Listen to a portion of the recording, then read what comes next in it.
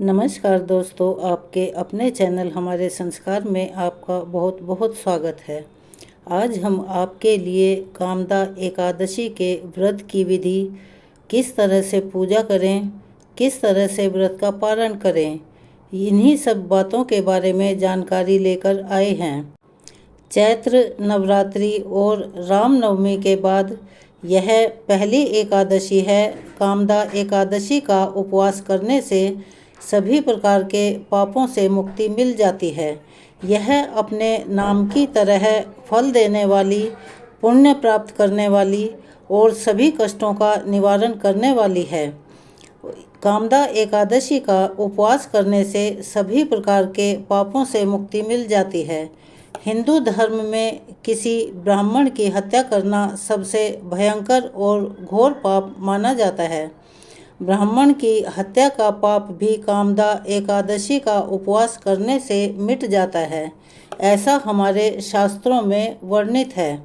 साल 2024 में कामदा एकादशी का व्रत 19 अप्रैल शुक्रवार के दिन रखा जाएगा और शनिवार के दिन इस व्रत का पालन किया जाएगा।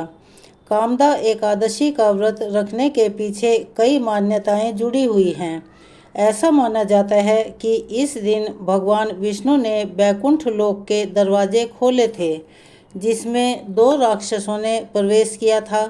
उन राक्षसों ने वरदान मांगा था कि बैकुंठ का द्वार उन सभी के लिए खोला जाना चाहिए जो इस दिन साफ मन और सच्ची प्रेम और श्रद्धा से प्रार्थना करें, जप तप करें। तो भगवान विष्णु ने उनकी बात मान ली। ऐसा कहा जाता है कि जो लोग कामदा एकादशी की पूजा करेंगे और उपवास रखेंगे, वे स्वयं को जीवन के चक्र और आवागमन के बंधन से मुक्त कर पाएंगे। उनके सारे बुरे कर्म समाप्त हो जाएंगे और वे बैकुंठ लोक को प्राप्त करेंगे। तो आज कामदा एकादशी के शुभ अवसर पर हम आपको सुना रहे हैं एकादशी व्रत की संपूर्ण कथा। उससे पहले यह जान लेते हैं एकादशी व्रत का महत्व क्या है। एकादशी के दिन भगवान विष्णु की पूजा का विधान है। इस दिन सुबह ब्रह्म मुहूर्त में उठकर किसी पवित्र नदी या किसी तीर्थ स्थान में स्नान करना अति शुभ माना जाता है। अगर ऐसा करना संभव नहीं है तो घर पर ही अपने नहाने के पानी में थोड़ा सा गंगा जल मिलाकर स्नान कर सकते हैं। स्नान करने के बाद विष्णु को फल, फूल, दूध, पंचामृत और तिल से पूजन करना चाहिए। इसके बाद नारायण भगवान की कथा पढ़ें, सुनें और दूसरों को भी सुनाएं। जो भी भक्तगण एकादशी का व्रत रखते हैं, उन्हें इस दिन अन्न का सेवन नहीं करना चाहिए। अन्न का सेवन करना एकादशी के दिन वर्जित माना गया है। अगले दिन ब्राह्मण को या किसी गरीब व्यक्ति को भोजन कराने के बाद ही व्रत का पालन करना चाहिए। शास्त्रों में ऐसा वर्णित है, जो मनुष्य कामदा एकादशी का व्रत रखते हैं, उन्हें सदाचार का पालन करना अनिवार्य है। जो यह व्रत नहीं भी करते, उन्हें भी इस दिन भगवान विष्णु की कृपा प्राप्त करने के लिए लहसुन, प्याज, बैंगन, मांस, मदिरा, पान सुपारी, तंबाकू से परहेज रखना चाहिए। व्रत रखने वाले भक्त को दशमी तिथि के दिन से ही मन में भगवान विष्णु का ध्यान शुरू कर देना चाहिए और काम भाव भोग विलास से खुद को दूर कर लेना चाहिए। मूली, मसूर की दाल के सेवन से भी परहेज करना चाहिए। कामदा एकादशी, जिसे फलदा एकादशी भी कहा जाता है, श्री विष्णु का सबसे उत्तम व्रत माना गया है। इससे सभी को सभी प्रकार के पापों से मुक्ति मिल जाती है। यह एकादशी सभी कष्टों का निवारण करने वाली और समस्त मनोवांछित कामनाओं को पूर्ण करने वाली होने के कारण फलदा और कामना पूर्ण करने वाली एकादशी अर्थात कामदा एकादशी कही जाती है। इसी एकादशी व्रत के विषय में भगवान श्री कृष्ण धर्मराज को व्रत का विधान बताते हुए जो कथा सुना रहे हैं, अब आप भी सभी उस कथा को बहुत ही श्रद्धा और शांत मन से पूरा अवश्य सुनिए, क्योंकि इस कथा को सुनने मात्र से ही अगले पिछले सभी जन्मों के पाप नष्ट होकर अंत समय में सभी भक्त भगवान विष्णु के धाम में वास करते हैं, अर्थात उन्हें वैकुंठ में वास प्राप्त होता है। पद्म पुराण में वर्णित कामदा एकादशी की कथा के अनुसार एक समय की बात है, धर्मराज युधिष्ठिर ने भगवान श्री कृष्ण से पूछा, हे वासुदेव, आपको नमस्कार है। अब आप मुझे यह बताइए कि चैत्र शुक्ल पक्ष में किस नाम की एकादशी आती है।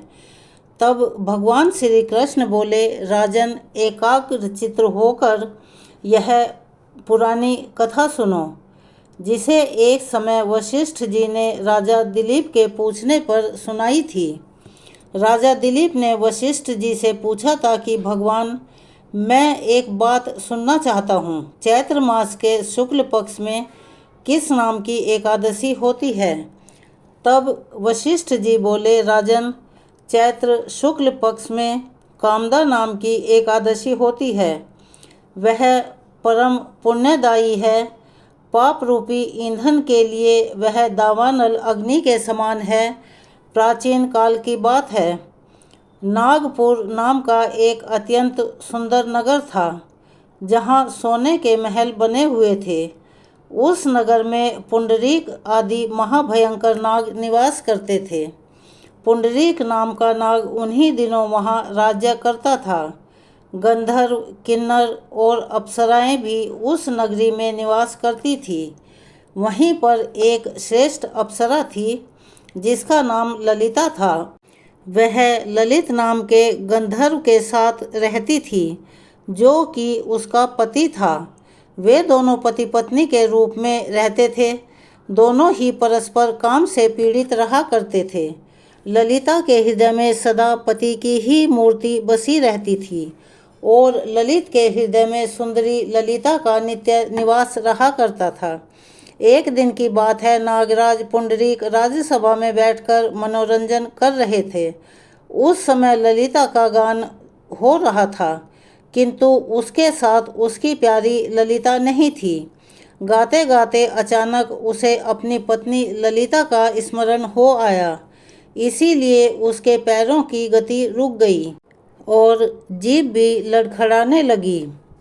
वहीं बैठे हुए नागों में श्रेष्ठ कारकोटक को ललित के मन के दुख का पता चल गया, इसीलिए उसने राजा पुंडरीक को उसके पैरों की गति रुकने और गान में गलती होने की बात बता दी।